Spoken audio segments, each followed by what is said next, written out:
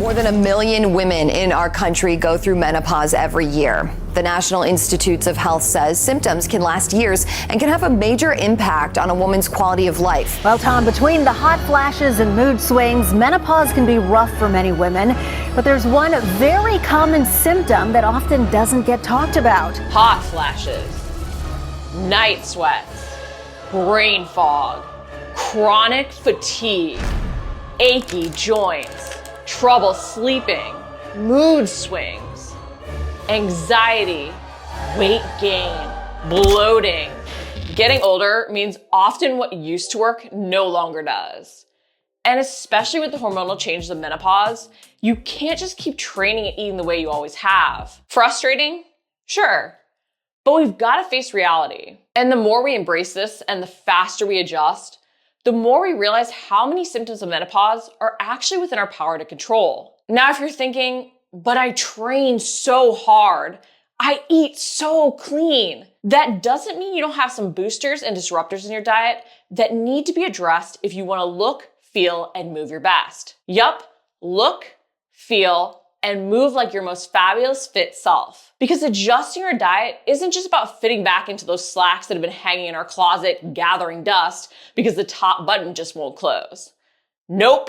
Nutritional changes don't just have an impact on weight loss or muscle gains. Addressing those boosters and disruptors in our diet can help alleviate those hot flashes that make you want to stick your head in a bucket of ice, or the aches and pains that make you feel like you're 1,000 years old just getting off the couch, or the fatigue that makes you feel like a zombie that could power through 2 family-sized bags of candy in one sitting and still go back to sleep. Our nutrition and the adjustments we make can have a huge impact, which is why I remind clients, you can't stop menopause, but you can focus on controlling what you can control.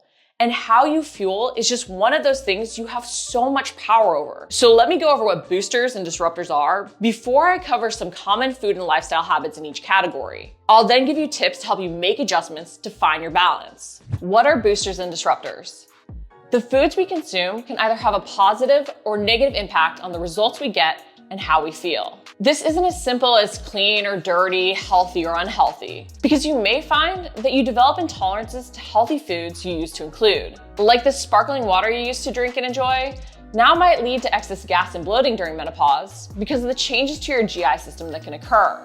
This doesn't mean we just have to eliminate all the things we love, but it is why we need to be aware of what may be a booster or disruptor to be able to balance everything out. I want to show you a way to visualize this balance. So this is our body, and boosters are foods and behaviors that can help improve the symptoms of menopause. Disruptors, on the other hand, are foods and behaviors that exacerbate the symptoms of menopause and have an overall negative effect on our well-being. During menopause, you have to think of the scale as automatically skewed towards the disruptor side. It's like basically you already have those in there. Our hormones aren't working for us like they did when we were younger. When we were younger, we could get away with a ton of improper practices. Of course, these are also why we tend to struggle more as we get older. But the point is, they worked at the time. A week-long summer vacation filled with pina coladas, margaritas, chips, all the barbecue we can find could be counteracted with an extra gym session or 2 the next week. It's like these disruptors just weren't there. But now you just look at a cookie and your pants no longer close. They're just there. It seems like we have to work 3 times as hard to see worse results. And this is why paying attention to our booster-disruptor balance is so key. So the more we can focus on boosters in our diet, the more we can counteract the inflammation, the brain fog, the insulin resistance we may have found appear with menopause. So we have to focus on those boosters. Because if we're not paying attention to our diet, we won't find that balance. So the more disruptors we have in our diet, the worse those symptoms become, and the more we can even completely knock the scale out of balance. Of course, your brain probably right now is automatically jumping to a ton of foods you know aren't the best for you. And you're thinking, but I don't want to cut out these things. I love them. And just because something's a booster doesn't mean it needs to be included.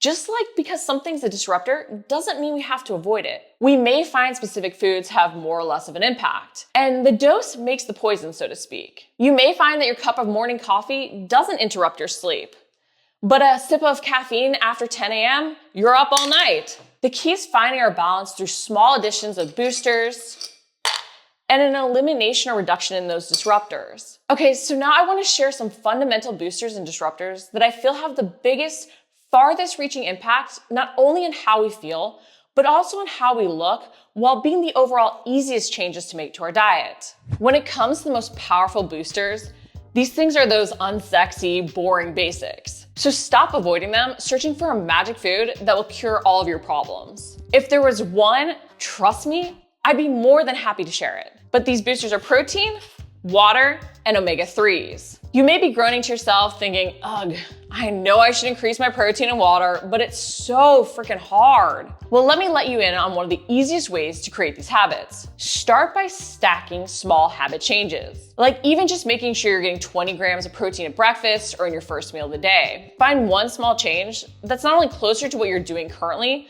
but also something you can do early on in your day. Because when something isn't a priority, we aren't going to do it the more worn out we get, the more other priorities press on us. So if you aren't finding yourself prioritizing protein, start by adding just a little bit more to that very first meal of your day. Because increasing protein is one of the best things we can do for ourselves to feel our most fabulous in menopause. During menopause and as we get older, we're less able to utilize protein as efficiently. But protein keeps all the tissues of our body, including our brain, healthy and strong. So we need more if we want to function optimally and even look and feel younger. By increasing our protein portion at each meal, we can create that optimal environment for muscle growth, mimicking what we naturally had when we were younger. This muscle mass retention and even growth helps us stay functionally more fit to conquer any challenges that come our way, while also being metabolically magical. It can help us lose that stubborn fat that our body seems to believe it needs to not sink during menopause, like a floaty around our middle in the deep end. Protein also improves our bone health, recovery, and even hormonal balance. Yup, it directly fights against those hormones going haywire. It can be especially key to help regulate insulin.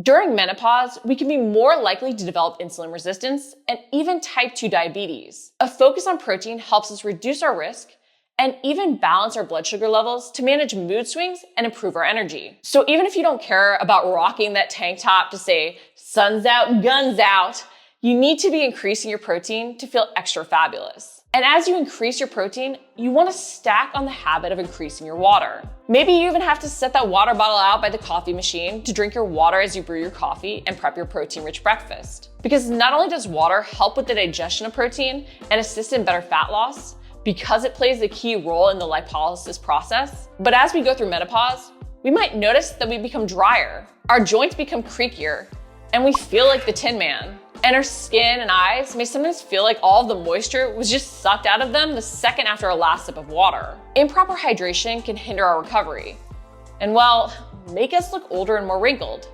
which is actually the opposite of what most of us truly want. Most of us feel like extra wrinkles are really only cute on those adorable little dogs. Now you may be thinking, but I don't feel thirsty ever. So how can hydration be my problem?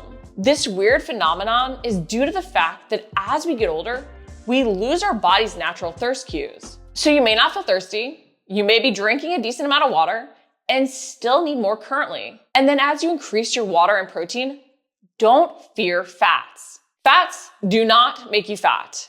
And increasing your fat intake, specifically your omega-3 intake, may not only help you look leaner, but also keep your heart, brain, and skin healthier as you go through menopause.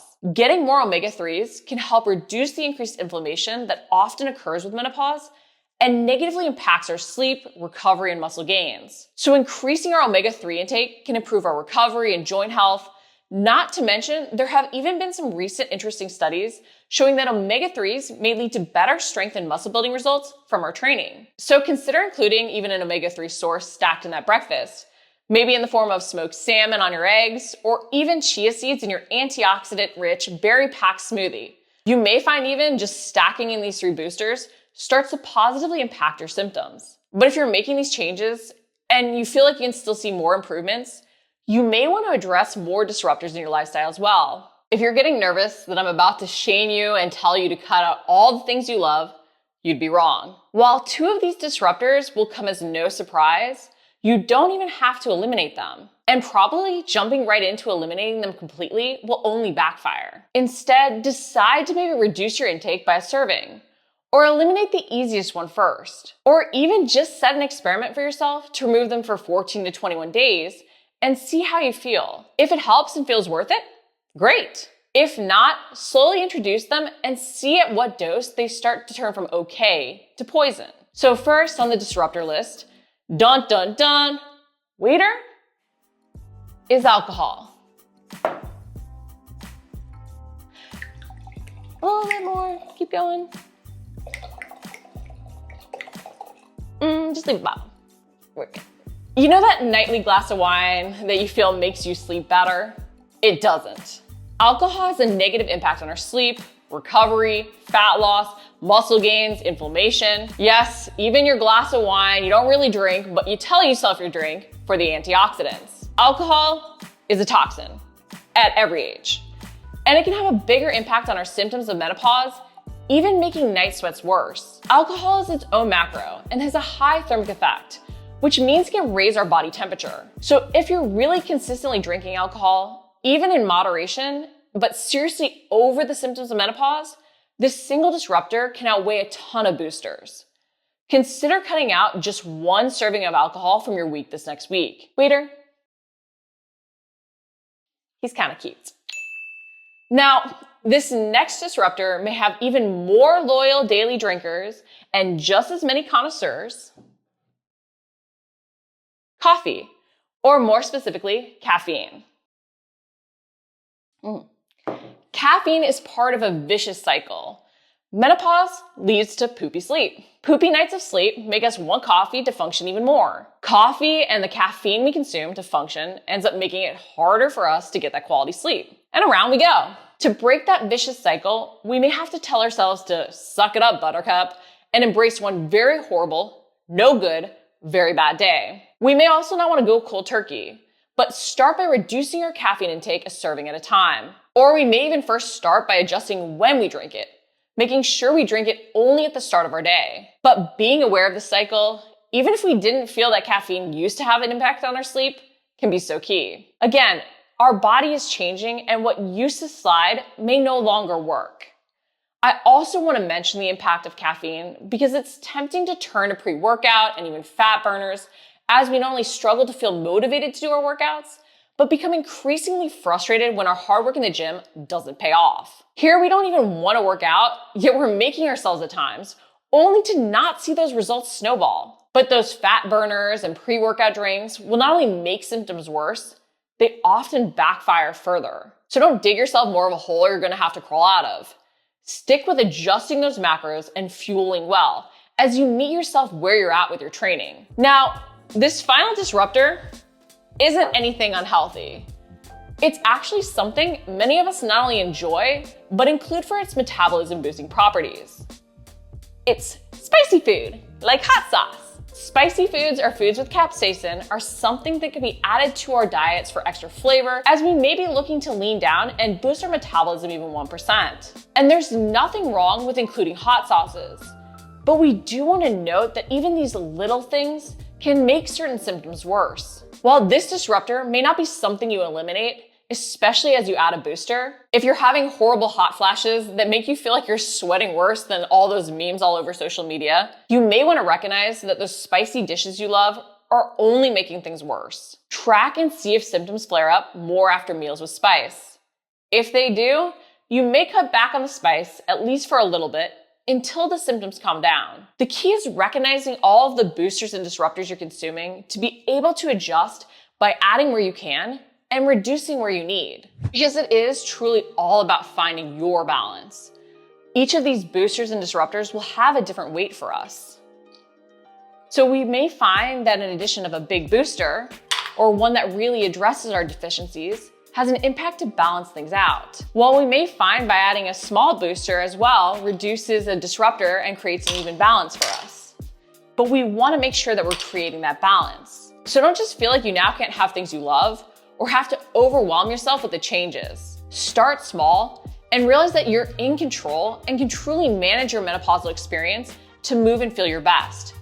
You're not doomed. To learn more about your boosters and disruptors, take the quiz I'm going to link to in the video description.